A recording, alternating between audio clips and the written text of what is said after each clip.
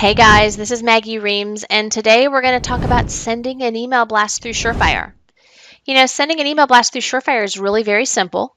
You're just going to want to make sure that before you get started, you know two very important things. The first is who you're going to send the email blast to, and then, of course, what piece you want to send. Now, all of the marketing materials are located in your CRM Launchpad, where you can create, you can view, and you can edit anything. Keep in mind, though, this is not where you send an email from. You send it from the Email Blast tool. Once inside of Email Blast, you'll notice at the top that it walks you through the various steps of the process. The first is to compose or locate an email. The second would be to add the contacts to whom it's going to. Then you want to confirm it. And then, of course, you can save and send.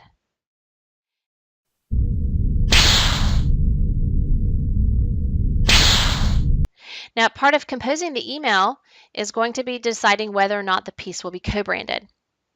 If the piece was created as a co-brandable item, and that's really important. If when your marketing professional creates the piece, if they don't select it to be co-brandable, even if you have co-branding turned on, if it's not available, it's just not available. So you still want to know what kind of piece you're sending, so you want to have spent time reviewing it. But if it is available to be co-branded, you do have that choice, provided your company approves that process, of course. Now, the piece that I'm going to use for our example is a Markets in a Minute piece, which is a very popular item that we have, and it's a piece that's going to be going to referral sources. So I'm going to select No on my co-branding option.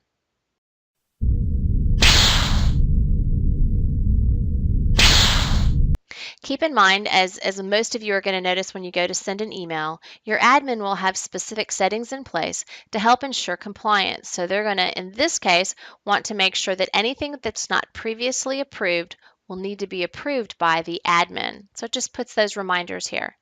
Keep in mind, if you are in a hurry and you need to create something to go out today, keep in mind your timelines. If you have to go through an approval process with your compliance team or your marketing admin, that's on your company. So, you want to make sure that you're prepared, you know your timelines. A lot of times people will call us here at Top of Mind, assuming that we're the ones that are going through the approval process, but it's actually at your company.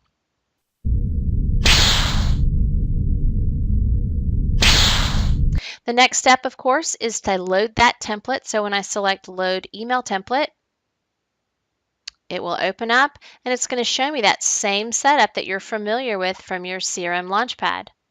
Now, of course, I'm in the email section and everything's in alphabetical order, so I am looking for the Markets in a Minute, and then I'm going to go to the most recent one. So it's 2016, and again, the most recent.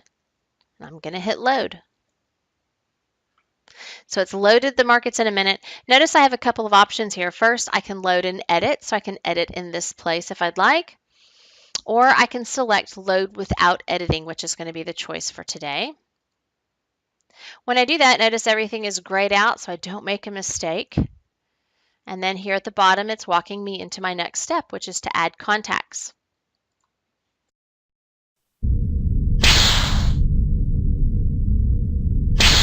When I go into Add Contacts, you'll notice that the system has it set into contact types. These are the main contact types in everyone's system. They're pre-built in. If I wanted to send it just to real estate agents, I could. I could send it to all referral sources if I like. Business contacts I can add. Also, if you have set up groups for yourself, which are private to you, you can select the groups that you have. I'm going to stick with contact types because I want this particular piece to go out to all of my referral sources. So I'm just going to select them. The next space down lets me run a contact filter. This is going to let me see who my emails are going to go to. So I can see there are 6 people in my referral source database that this will go to. I can even scroll down and see who they are.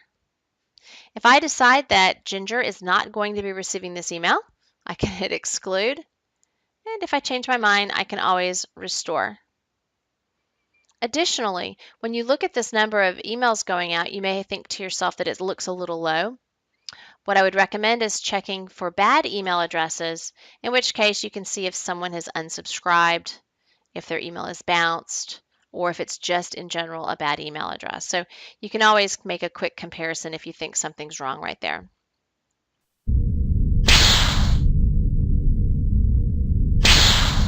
Additionally, if I look at this database and I think, gosh, there's a couple of people that I really wanted to receive this email that aren't in here, as long as they are in your Surefire database, you can come back and add them.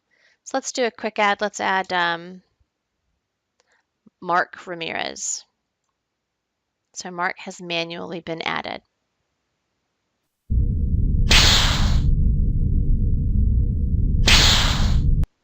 The next step is to send a test email. And we'll send one to me. And I've already received my test, so I can look at it and see if it's everything that I wanted it to be. And then, of course, I can go ahead and check it off that it looks good.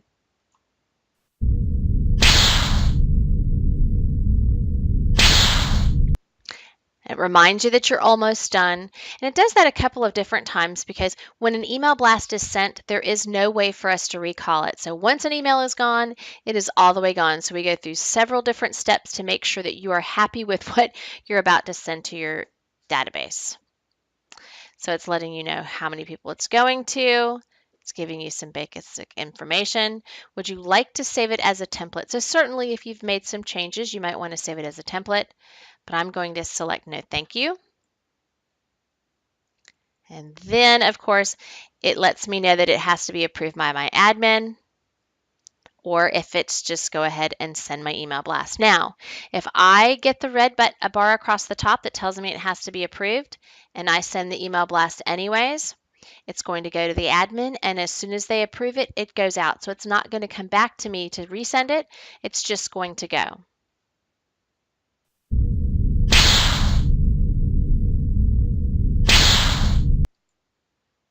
Once your email is sent, you can go into your reporting mechanism here at the top of your toolbar under Email Blast Report, and you can see the details of what happens with the particular email.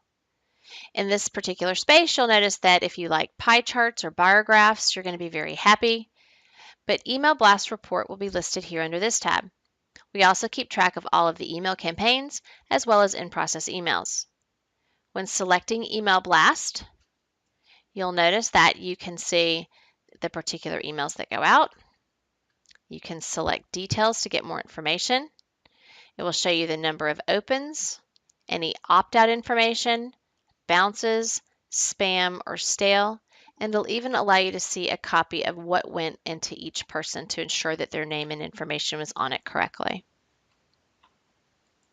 And that's the basics of sending an email blast.